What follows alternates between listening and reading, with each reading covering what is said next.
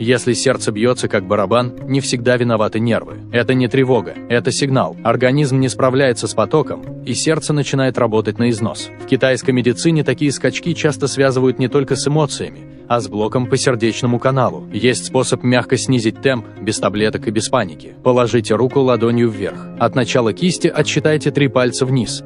Там проходит меридиан сердца. Массируйте эту точку с нажимом, по кругу, потом легкими постукиваниями. И не забудьте сделать то же с другой стороны, на этом же уровне. 3 минуты с каждой стороны. Эта зона отвечает за регуляцию сердечного ритма и эмоциональное напряжение. Когда вы активируете ее, происходит разблокировка потока. Сердце возвращается к своему ритму, а не к тому, что ему навязывает перегруженная голова. Но в старых лечебниках есть кое-что еще. Отвар, который использовали монахи при учащенном сердцебиении, тревожных мыслях и ночных приливах. Его пили, когда сердце билось в горло, ладони были мокрые, а дыхание коротким. Выложил его в Telegram, ссылка в профиле.